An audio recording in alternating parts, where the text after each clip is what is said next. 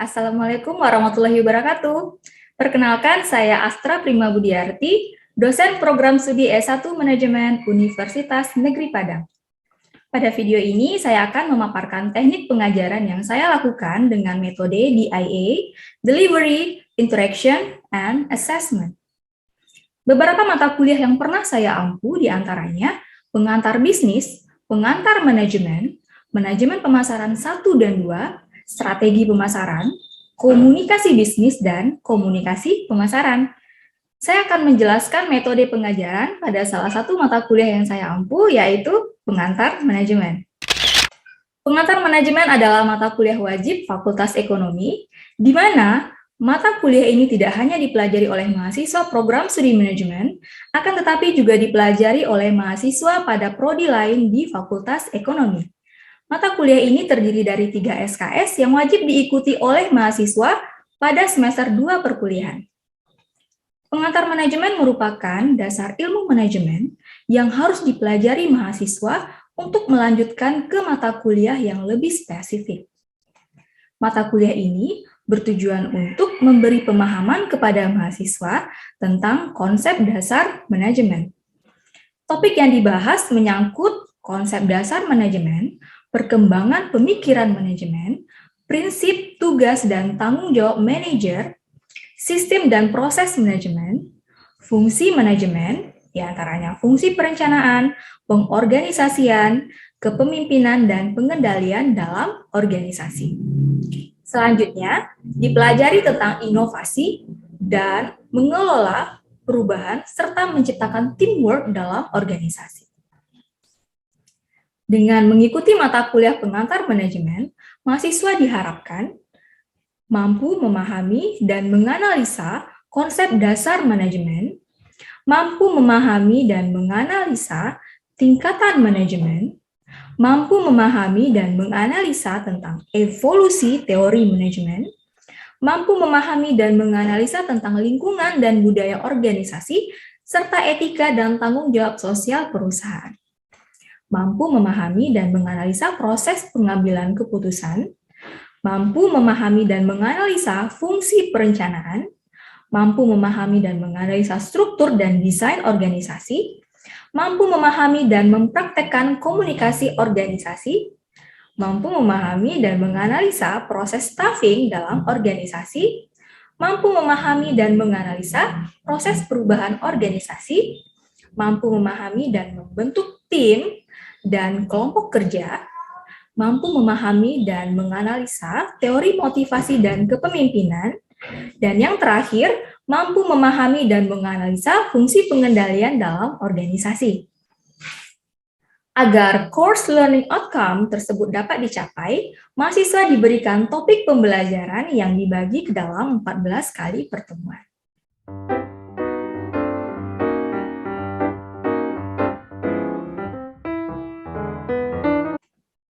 Terkait dengan metode DIA pada mata kuliah pengantar manajemen, saya akan menjelaskannya satu persatu.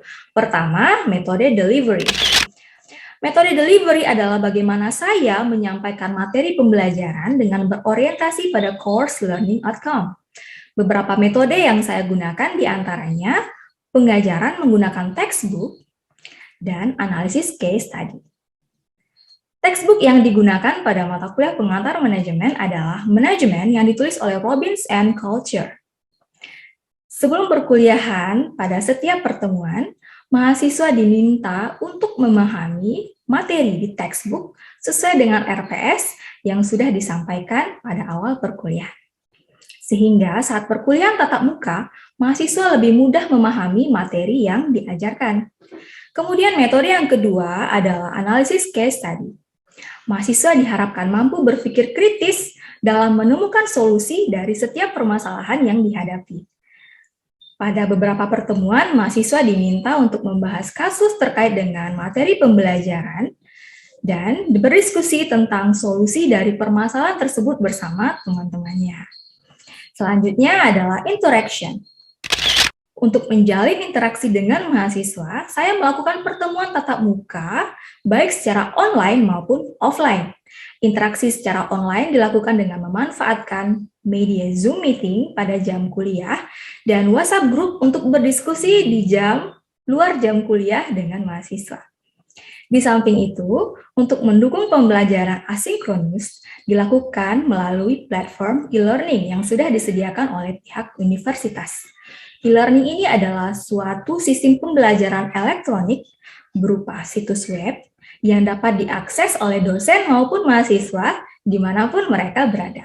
Adalah laman e-learning Universitas Negeri Padang yang dapat diakses baik oleh dosen maupun mahasiswa untuk melaksanakan proses pembelajaran secara asinkronus. Untuk memperlihatkan bagaimana halaman dari e-learning milik saya yang dapat diakses oleh mahasiswa yang mengambil mata kuliah yang saya ajarkan. Nah, berikut ini adalah laman e-learning yang saya dapat akses. Nah, karena kita sekarang terkait dengan mata kuliah pengantar manajemen yang saya ajarkan, saya akan memperlihatkan bagaimana halaman e-learning dari mata kuliah pengantar manajemen. Di sini saya bisa berbagi materi. Di sini sudah saya siapkan mulai dari pertemuan pertama sampai dengan pertemuan ke-16. Dengan menggunakan e-learning ini, diantaranya yang pertama dapat melakukan assignment secara online, attendance secara online, melaksanakan forum diskusi, quiz ini digunakan untuk ujian baik UTS maupun UAS secara online.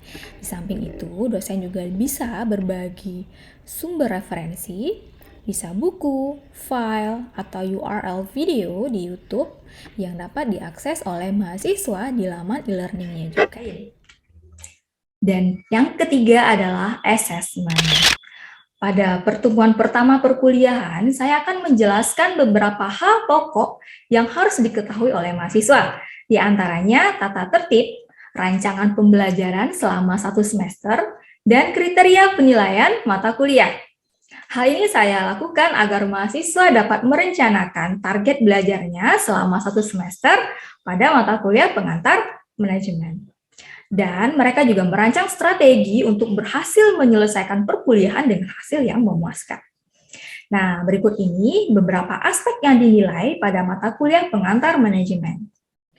Assignment dan case study 50%, mid semester 15%, final examination 25%, dan class participation sebanyak 10%. Berikut ini cuplikan proses pembelajaran tatap muka dengan media Zoom Meeting. Assalamualaikum warahmatullahi wabarakatuh. Waalaikumsalam warahmatullahi wabarakatuh. Selamat pagi mahasiswa semuanya. Selamat bergabung di kelas pengantar manajemen pada pagi hari ini. Nah, pada pagi hari ini kita akan membahas materinya tentang Organizational Communication and Culture. Jadi hari ini kita akan bahas tentang komunikasi dalam organisasi. Nah, kita akan mempelajari tentang pentingnya menciptakan komunikasi yang efektif bagi organisasi dalam mencapai tujuan serta mengelola teknologi informasi untuk mencapai komunikasi yang efektif tersebut. Nah, jadi sekarang kita akan membahas tentang komunikasi ya. Apa sih pentingnya komunikasi dalam manajemen? Apa sih pentingnya komunikasi dalam organisasi? Dan kita akan bahas tentang aspek-aspek komunikasi itu sendiri. Nah, sebelum mulai, kita masuk ke bagian introduction-nya. A key to success in management and in your career is knowing how to be an active listener. Nah, ini sekarang kita akan langsung praktekkan ya, bagaimana kita menjadi active listener. Active listener itu adalah suatu etika ya yang dibutuhkan bagi seseorang supaya dia bisa diterima dalam lingkungannya. Kenapa perlu active listener? Menjadi seorang active listener. Active listener itu adalah ketika kita mendengarkan seorang lawan bicara kita tunjukkan bahwasanya kita benar-benar memperhatikan, kita benar-benar menghargai mereka, sehingga si pembicara pun senang berkomunikasi dengan kita. Nah, kenapa kita bisa sukses dengan menjadi seorang active listener? Apalagi yang berbicara itu adalah seorang atasan kita. Ketika kita menunjukkan etika yang baik, menjadi pendengar yang aktif saat dia berbicara, tentunya itu menunjukkan bahwasanya kita adalah orang yang sangat menghargai mereka. Nah, ketika mereka tahu kita menghargai mereka, dan mereka tentunya akan senang dengan kita. Nah, tentunya kalau di perusahaan, kalau bosnya senang, pasti cepat naik grade-nya, cepat naik jabatannya. Setidaknya suasana dalam organisasi itu menjadi lebih baik. Listener, bagaimana kita menjadi seorang yang active listener? Nah, nanti akan kita bahas setelah ini ya.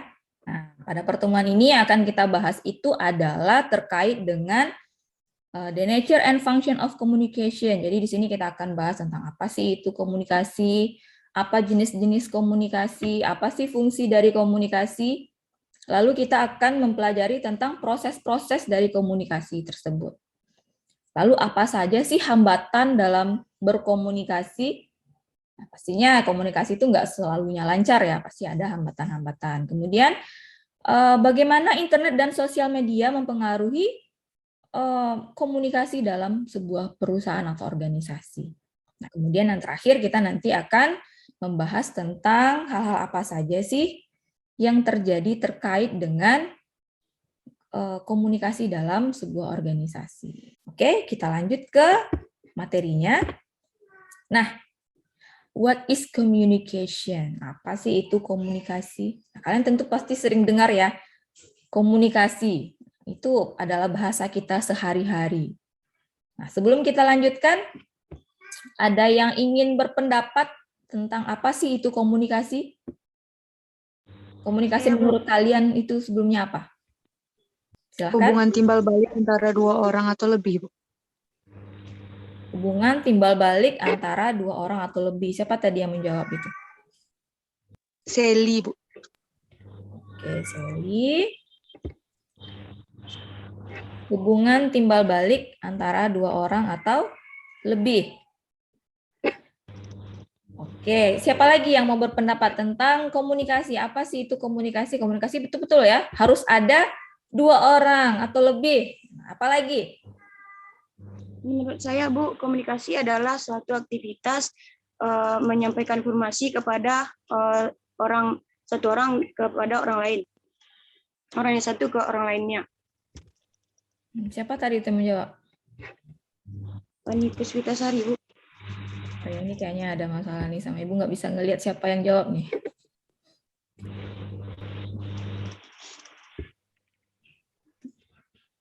Nah, sebentar. Apa tadi, Fani? Komunikasi itu apa? Adalah suatu aktivitas menyampaikan pesan kepada orang yang satu ke orang yang lainnya. Bu. Oke, aktivitas penyampaian pesan dari orang yang satu ke orang yang lainnya. Oke, ada lagi nggak pendapat tentang apa sih itu komunikasi? Saya, Bu. Siapa? Raudiatul Zahra, Bu. Oke, silahkan. Zahra? Proses ketika seseorang atau individu atau kelompok dengan menggunakan informasi agar terhubung dengan lingkungan sekitar. Oke, bagus. Berarti kalian nih sebelum Ibu jelaskan, kalian sudah paham ya, apa sih itu komunikasi. Jadi komunikasi itu, kalau di sini katanya, komunikasi itu adalah transfer and understanding of meaning. Berarti ada meaning. Meaning itu apa maksudnya? Meaning itu bisa kita katakan sebuah informasi tadi, ya, yaitu proses kita mentransfer dan memahami tentang informasi tadi. Pesan yang disampaikan tadi. Pesan dapat diterima dan diinterpretasikan oleh orang yang menerima pesan tersebut.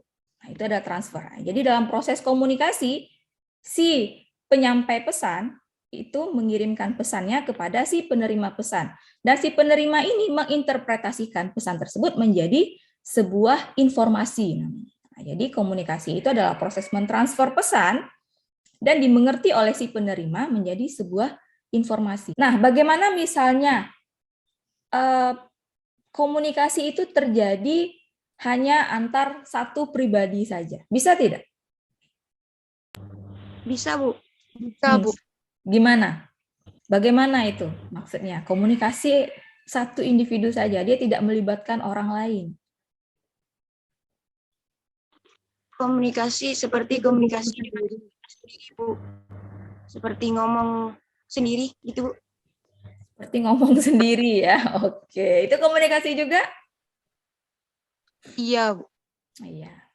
Itu bisa kita katakan komunikasi juga ya. Nah, namun kalau di sini kita karena aspeknya organisasi, bagaimana kita bisa berkomunikasi antar anggota organisasi. Nah, kita akan membahas tentang bagaimana komunikasi yang dua arah tadi. Antara satu orang dengan orang lain, antara atasan dengan bawahan, antara bawahan dengan atasan, dan antara sesama kolega. Nah, ini dia yang kita sebut dengan interpersonal communication, yaitu komunikasi yang terjadi antara dua atau lebih orang. Nah, selanjutnya, apa sih fungsi-fungsi dari komunikasi dalam sebuah organisasi? Oke, sampai di sini ada yang mau ditanyakan nih. Kita kan tadi sudah membahas tentang apa sih itu komunikasi dan apa fungsi-fungsi dari komunikasi dalam organisasi. Nah, coba Zahra, Ibu mau tanya nih lagi terkait dengan fungsi-fungsi dari komunikasi. Tadi kan kita sudah bahas ada berapa fungsi komunikasi? Ada fungsi kontrol ya tadi. Terus ada fungsi kontrol yaitu untuk mengontrol suatu organisasi. ya, misalnya apa?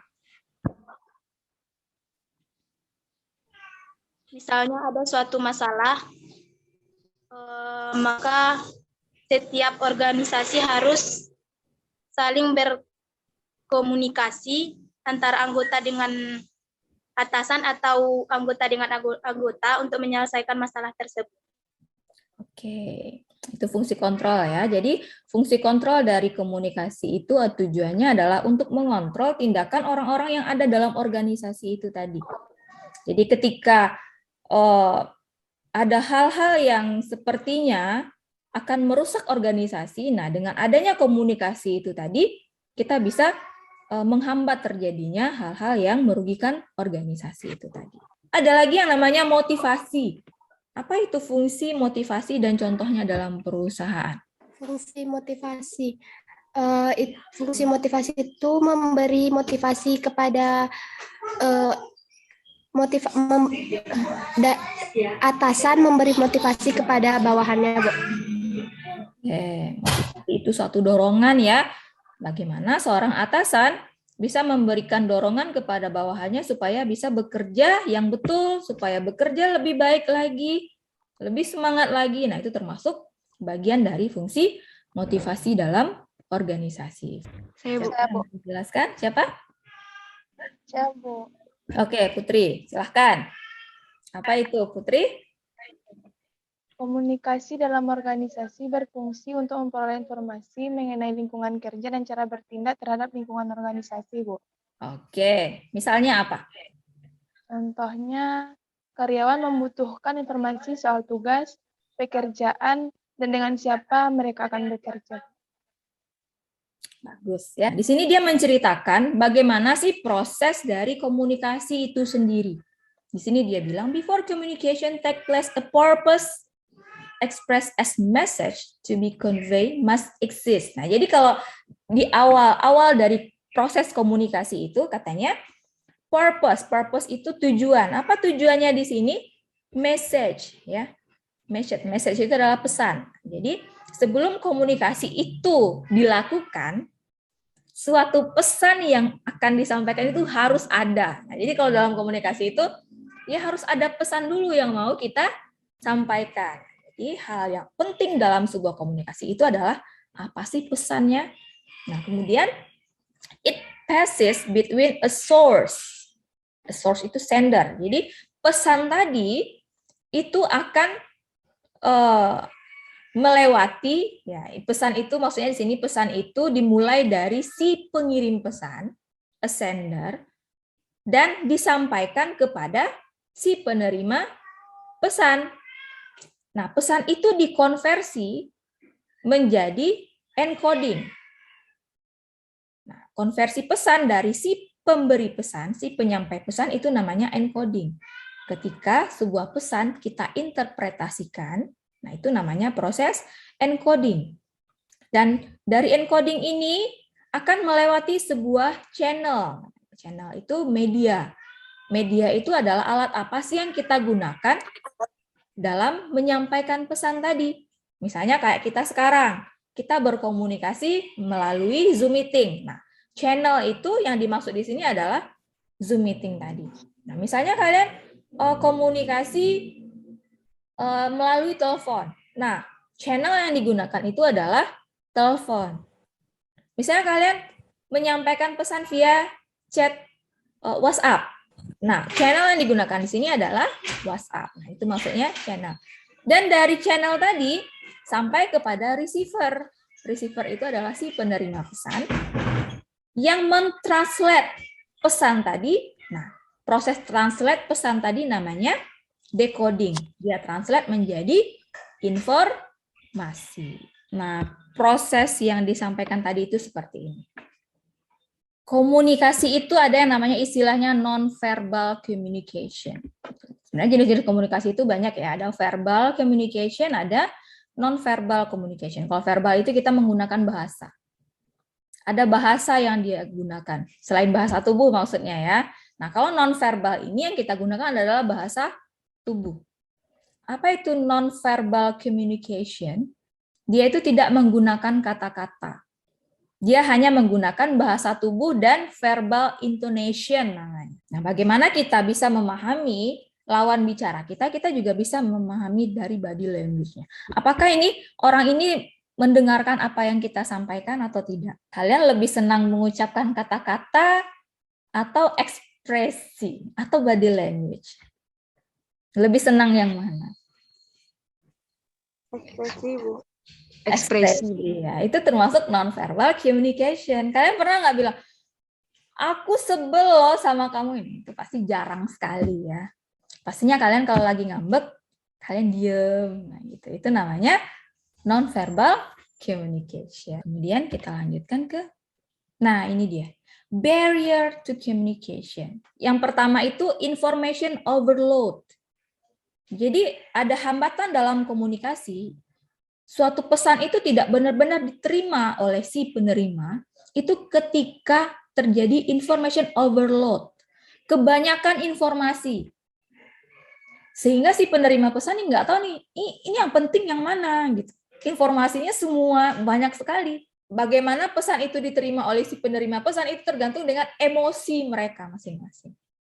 Nah, ketika emosi kita kurang baik, tentunya proses interpretasi pesan menjadi informasi, proses apa namanya? Decoding tadi ya. Decoding apa encoding nih? Interpretasi dari si penerima pesan. Decoding, Bu. D apa N? Decoding. Decoding, Bu. Oh, misalnya orang Indonesia ketemu sama orang Malaysia, misalnya ya. Nah, mereka ada menggunakan bahasa yang namanya misalnya seronok. Nah, gitu. Kalau bagi kita seronok itu adalah bahasa yang jelek ya. Tapi kalau bagi mereka seronok itu artinya adalah senang sekali, baik sekali. Gitu. Seronok sangat. Kalau bagi kita, ih seronok kali nih. Gitu. Kalau dia menggunakan pakaian yang tidak sopan, ih seronok oleh orang ini kayak gitu kan. Nah itu adalah makna yang berbeda. Nah ketika kita berhadapan dengan orang yang beda nationality, beda negara, pastinya akan beda bahasa, kan sangat mudah sekali terjadi miskomunikasi ketika kita tidak saling memahami, gitu ya. Makanya sangat dituntut bagi kita ya untuk memahami beragam budaya sehingga kita bisa saling menghargai. Putri, coba Putri, bisa kasih Ibu contoh nggak tentang barriers tadi? Salah satunya aja. Yang kognitif, Bu. Boleh, silahkan. Apa itu contohnya? Kalau ini orang Minang ya semua ya. Kalau di Minang itu ada yang namanya katonan ampe. Nah, kalau dalam komunikasi kita juga punya nih namanya katonan ampe. Downward communication. Jadi komunikasi down from manager to employee. Nah, kalau dalam katonan ampe itu namanya kato manurun ya. Ketika orang yang lebih tua menyampaikan berkomunikasi dengan yang lebih muda. Nah, itu namanya downward communication. Lalu upward, komunikasi ke atas, kato mendaki. Yaitu komunikasi yang terjadi antara bawahan dengan atasan. Kemudian lateral. Lateral communication itu kato mandata, among employers in the same level. Dan yang terakhir ada yang namanya diagonal communication. Nah, itu komunikasi antar antar divisi gitu ya. Nah, itu namanya katomelerian ya istilahnya. Nah, ini dia isu-isu yang terjadi terkait dengan komunikasi di saat ini. Yang pertama itu terkait dengan legal and security issue. Ada banyak perusahaan yang bahkan mereka hampir hancur cuman gara-gara masalah security issue. Nah, itu dia tadi ya. Organizational behavior itu dapat terlihat dari 6 hal tadi. Bagaimana produktivitasnya, bagaimana tingkat absensinya, bagaimana turnover karyawannya, apakah karyawannya itu mau melakukan OCB. OCB itu tadi ketika karyawan mau bekerja di luar job description-nya ya. Kemudian seberapa puaskah karyawan dengan pekerjaannya? Lalu apakah ada karyawan yang melakukan tindakan yang di luar kecurangan? Nah, ini pentingnya job involvement. Oke, sampai di sini ada yang mau ditanyakan? Nah, kita diskusikan ini sekarang. Tolong dilihat gambarnya secara seksama. Nah, ini gambar apa? Ini pasti kalian sering ya, ini klise sekali sebenarnya. Kalian pasti sering lihat di Google atau di media sosialnya tentang gambar kucing ini. Ada yang belum pernah lihat nggak? Kalau belum pernah lihat berarti dia nggak punya Instagram, nggak pernah lihat Google. Nah, apa yang kalian lihat di sini? Ini terjadi perdebatan ya. Apakah ini gambar kucing lagi naik tangga atau ini gambar kucing lagi turun tangga? Bagi orang yang sudut pandangnya menganggap ini diambil dari sudut pandang di atas tangga, nah ini memang kucingnya terlihat seperti naik tangga. Nah, makanya di sini kesimpulannya ya hati-hati dalam menyampaikan informasi. Karena informasi yang kita sampaikan itu belum tentu diterima persis seperti apa yang kita sampaikan. Itu karena pengaruh dari noise tadi. Karena ada banyaknya barrier dalam melakukan proses komunikasi tadi. Nah, itu apa terjadi ketika dalam perusahaan, dalam sebuah organisasi, ketika informasi yang disampaikan oleh atasan kepada bawahannya diinterpretasikan dengan cara yang berbeda, gitu ya, seperti yang terjadi antar kucing tadi, kucing naik atau kucing turun tadi. Nah, itu akan membahayakan bagi perusahaan. Nah, kita akhiri dengan mengucapkan alhamdulillahirrabbilalamin. Terima kasih atas partisipasi dari kalian semuanya. Nanti kalau ada pertanyaan boleh kalian tanyakan di chat grup saja ya.